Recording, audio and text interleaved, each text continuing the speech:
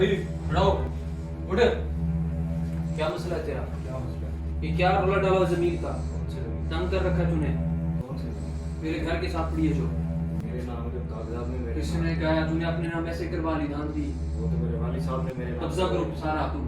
कौन सा कब्जा? क्या कब्जा ग्रुप? तेरा वालिद भी तू भी सारे कब्जा ग्रुप हो। बाकी जमीनों पे तूने कब्जे किए हुए हैं। कौन सी जमीन? किसकी जमीन पे कब्जा किया? हाथ ना लगा ऐसे। क्या मसला है तेरा? क्या है? जमीन दे तू मेरी।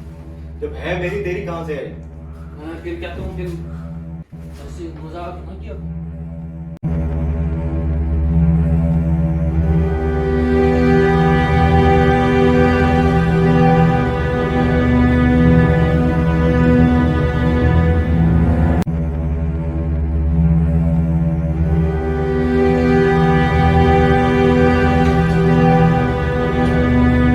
कौन सी जमीन चाहिए? मत दे। नहीं नहीं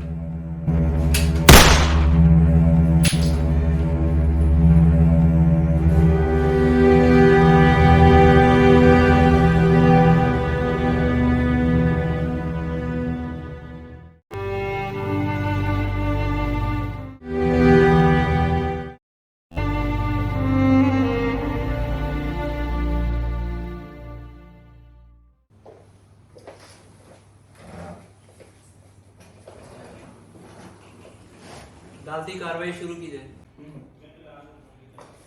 सरकार बनाम मुलजिम अबरार अहमद। मुलजिम अबरार अहमद हाजिर हो।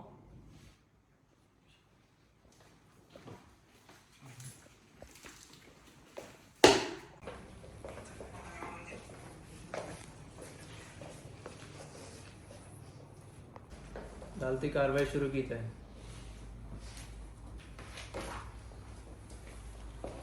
जज साहब, ये शरीफ और मासूम दिखने वाला इंसान इंतहाई जालिम और दरिंदा सिफत है।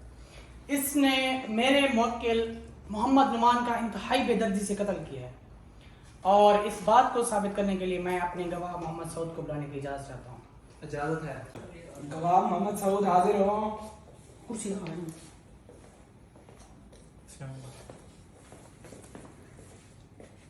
जी, आप अपना नाम बताएं। मोहम्मद सऊद। आप अपना शनाख्ती कार्ड साथ लाए हैं? जी हाँ। भेजिएगा मुझे। जज साहब, ये गवाह का शनाख्ती कार्ड। जी, तो आपका नाम क्या है? मोहम्मद सऊद। आपके वालिद का नाम? नाम आप किस जगह रहते हैं? कोर्ट में।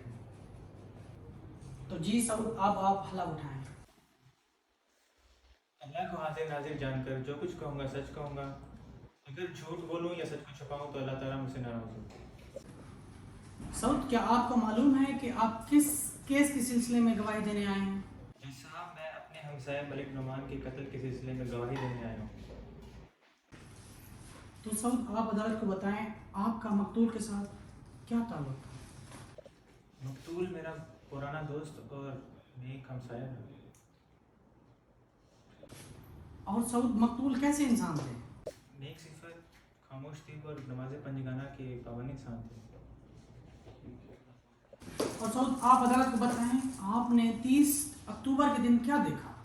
जज साहब, 30 अक्टूबर के दिन जब मैं अपने हमसाय नुमान मलिक के घर उससे किसी ज़रूरी काम के सिलसिले में मिलने जा रहा था तो घर में दाखिल होने से पहले ही मुझे शोर शराबे की आवाज़ आई। दरवाज़ा खोलकर जब मैंने अंदर झांका तो मैंने देखा कि अबरार ने नुमान को गिरेबान से पकड़ा हुआ है और उसी वक्त उसने नुमान को धक्का दिया और पिस्तौल निकालकर गोली चला दी। गोली की आवाज़ सुनकर मैं वहाँ से भागा और फ़ौरन पुलिस को इत्तला की।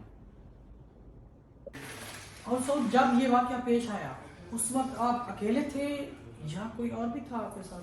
जज साहब, मैं बिल्कुल अकेला था। और सऊद, याद करके बताओ, जब ये कत्ल हुआ क्या टाइम होगा? जज साहब, कत्ल का ऐन वक्त तो मुझे याद नहीं लेकिन गालिबन असर या मगरिब के दरमियान का वक्त था। तो सऊद, जब आप वहाँ गए तो मुलजिम इब्रार ने नुमान का गला दबाया हुआ था और उसने उसके नुमान के सीने पर पिस्तौल रखी हुई थी और उसने गोली चला दी। क्या ऐसा ही है ना? I object your honor. Objection granted. मेरे वकील दोस्त गवाह से लीडिंग क्वेश्चन पूछ रहे हैं। वकील साहब, गवाह से लीडिंग क्वेश्चन ना पूछे जाए। जज साहब मैं इजाजत चाहूंगा कि गवाह की क्रॉस एग्जामिनेशन करने की। इजाजत है। जी तो साउद आप अदालत को ये बताइए कि आप वारदात के टाइम कहाँ थे? जज साहब, जैसा कि मैं पहले बता चुका हूँ, मैं एक ज़रूरी काम के सिलसिले में अपने दोस्त नुमान मलिक से मिलने जा रहा था। जज साहब मैं इजाजत चाहूंगा मौका वारदात से मिलने वाले अशिया जो पुलिस को मिले कि मैं अपने गवाह को दिखा सकूं। जी तो साउद आप इस चाबी को पहचानते हैं? जी जज साहब, ये तो मेरे घर की चाबी। साउद क्या आप जानते हैं ये चाबी पुलिस को कहां से मिली? जज साहब ये चाबी पुलिस को मौका वारदात से मिली। मुझे तो लगता है ये गवाह खुद कत्ल में मुलविस है। जज साहब, मैं अपनी सफाई में कुछ कहना चाहूँगा। इजाजत है। जज साहब, जैसा कि मैं पहले बता चुका हूँ, मैं एक ज़रूरी काम के सिलसिले में अपने दोस्त नुमान मलिक से मिलने जा रहा था। साउद आप अदालत को बताइए जब आप वहां मौजूद थे आपने मकतूल को बचाने की कोशिश क्यों नहीं की? जज साहब, कातिल के हाथ में पिस्तौल थी जिससे मैं डर गया कि और मुझे अपनी जान का खतरा लाक हुआ कि कहीं वो मुझे ना गोली मार दे, तो मैंने वहां से भागना ही समझदारी समझा। साउद आप अदालत को ये बताइए कि उस दिन आपने कितनी गोलियों की आवाज सुनी? 1 2 3 कितनी गोलियों की आवाज सुनी? जज साहब, मैं दावे से कहता हूँ कि मैंने एक ही गोली की आवाज़ सुनी। पॉइंट टू बी नोटेड जज साहब, गवाह ने एक गोली की आवाज सुनी। मैं बस गवाह से इतने ही सवालात करना चाहता। जज साहब, अब मैं इस केस की सबसे अहम रिपोर्ट यानी ऑटोप्सी रिपोर्ट को पेश करने के लिए डॉक्टर उमर को बुलाने की इजाजत चाहता हूँ। इजाजत है।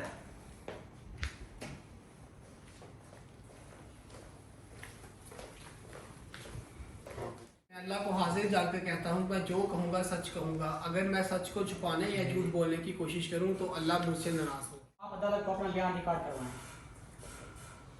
On 30th October 2022 at 6 p.m. I was appointed as a medical legal officer at DHQ Faisalabad. The body of Malik Noman, son of Muhammad Anwar, was brought to us for autopsy by the police from the Rail Bazaar police station. The body was identified by Azhar and Wasim, the cousins of Malik Noman. The body was wearing grey pant shirt. Rigor mortis was developing and the post-mortem staining was fixed. On external examination, one injury was found on chest cavity 1 centimeter into 1 centimeter wide. Multiple bruises were seen around the neck. On internal examination of the body, 2 bullets were found in the chest cavity and the tattooing was present.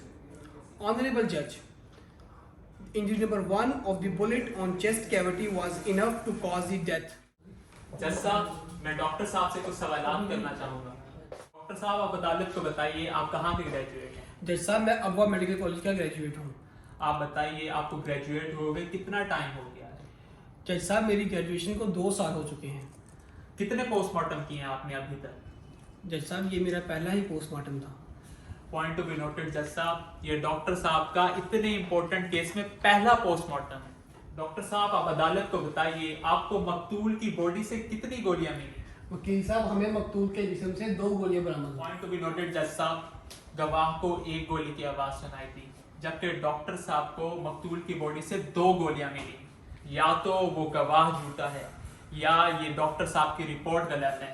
Doctor साहब आप मुझे एक समझदार इंसान लगते हैं, मुझे आप एक फोरेंसिक एक्सपर्ट लगते हैं। आप अदालत को बताइए ये कैसे पॉसिबल है कि आपको 2 गोलियां मिली जबकि गवाह को 1 गोली की आवाज सुनाई थी? वकील साहब, आप अपने काम के सियाने हैं और मैं अपने काम का एक्सपर्ट हूँ। जज साहब, ये टेंडर बुलेट का केस हो सकता है। डॉक्टर साहब ये टेंडम बुलेट क्या होता है? अदालत की आंखें खोलें। जज साहब, जब 2 या 2 से ज़्यादा गोलियां एक साथ पिस्तौल से निकलती हैं इसे टेंडम बुलेट कहते हैं और इसकी वजह पहले किसी तकनीकी खराबी की वजह से पिस्तौल में फंसी हुई गोलियां हो सकती हैं। मैं अदालत से दरख्वास्त करूंगा कि मुलजिम से बरामद होने वाला असलहा और ऑटोप्सी में बरामद की जाने वाली गोलियां अदालत में पेश करने की इजाज़त दी जाए। इजाजत है।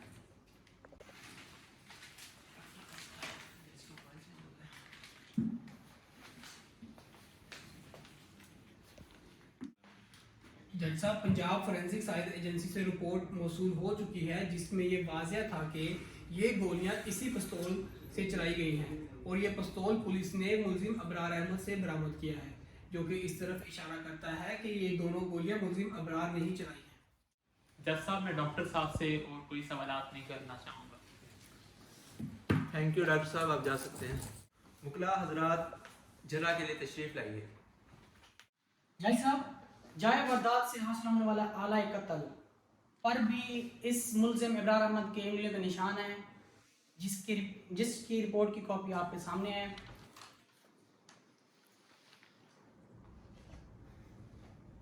और गवाहों के बयानात और ऑटोप्सी रिपोर्ट भी ये जाहिर करती है कि ये कत्ल इस मुलजिम इब्रार अहमद ने किया है, और मैं अदालत से दरख्वास्त करूंगा कि इस मुलजिम इब्रार को सख्त से सख्त सजा दी जाए।